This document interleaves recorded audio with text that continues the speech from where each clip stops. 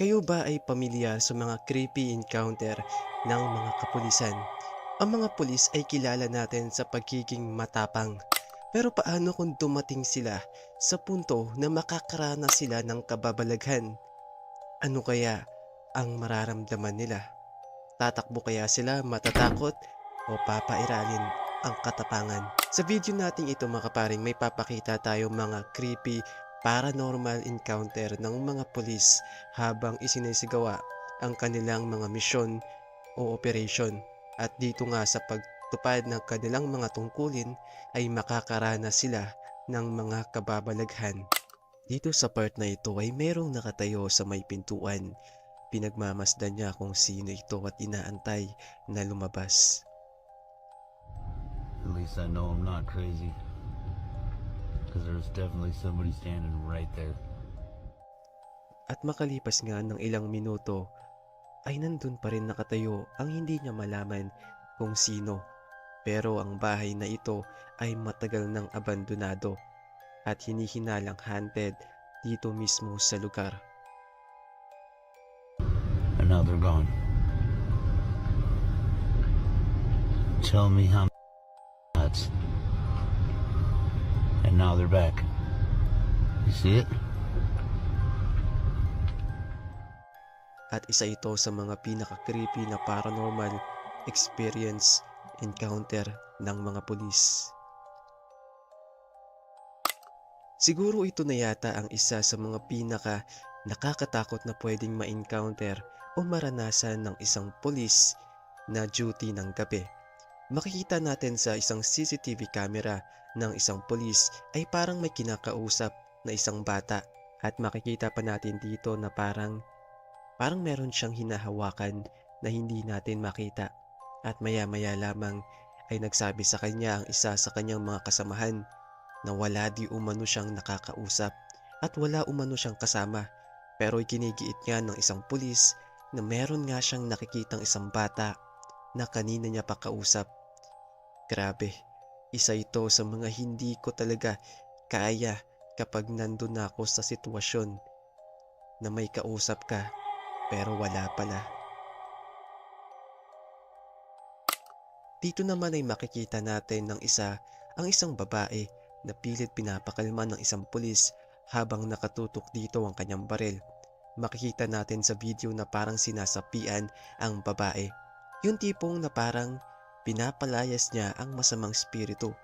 At makita natin dito na nakaangat ang kanyang kamay na nakatutok sa isang pulis. At sa huli ay nabaril niya ang babae.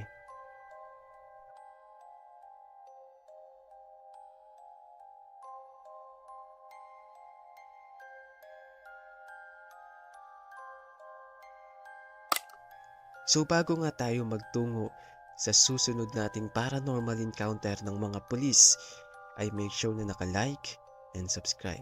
At dito naman na isa na yata ito sa mga hindi ko talaga makakalimutan dahil dito sa video ito ay makikita ang grupo ng mga pulis na parang merong nire-raid na isang abandonadong bahay. Pagpasok nga nila ay may nakita silang bata na nakatayo sa harapan nila. Ang bata ay nakatayo sa loob ng isang abandonadong kwarto. Ito ay hindi kumikibo at parang nakatitig lang sa kanila. Hindi maririnig sa video ang sinasabi pero definitely ay pilit nilang tinatanong ang bata kung sino ang kasama nito at bakit ito naroon. At maya-maya lamang ay magugulat ka sa sumunod na nangyari. Habang papalapit nga ang mga pulis para sana puntahan ng bata, ay bigla na lamang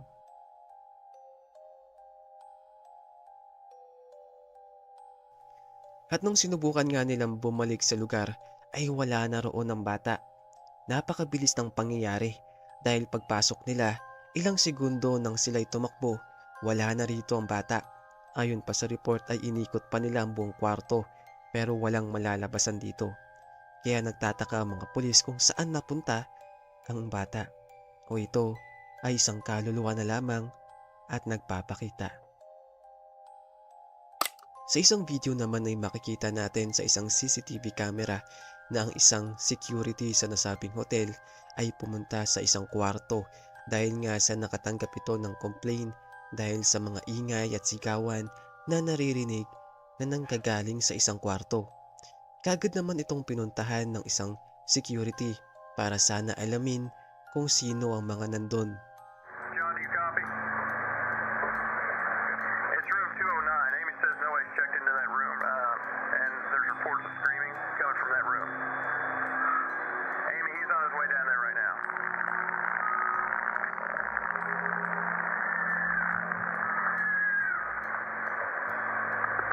What's going on, John?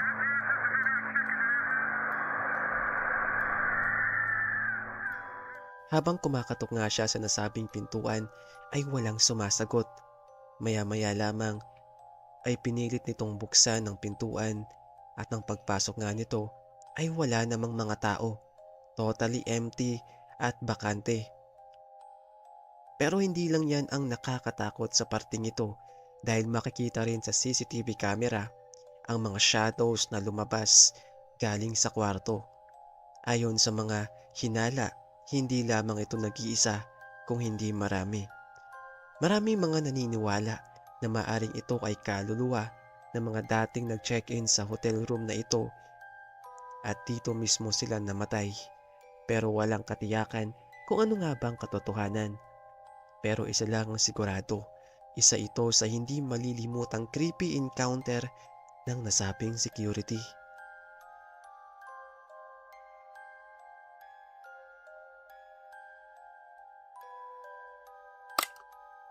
Sa isang video namang ito ay makikita natin ang isang lalaki na nagbi-video habang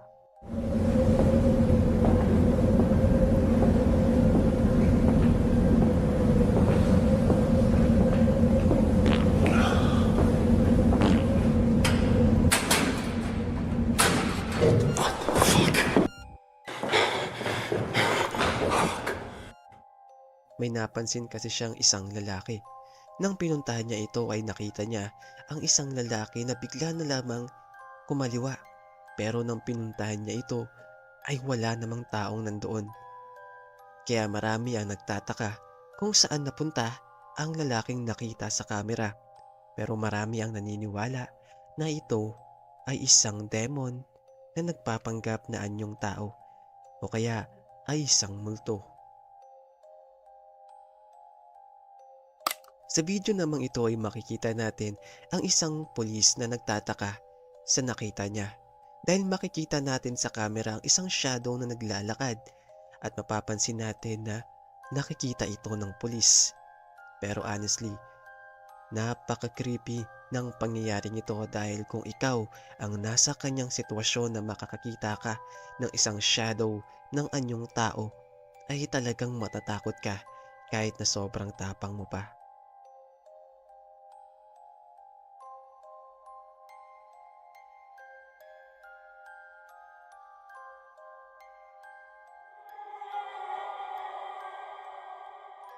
Sa bidyong ito naman ay makikita ang naglalakad na lalaki kung saan ay makikita sa video na ito ay nakasuot na puting kasuotan.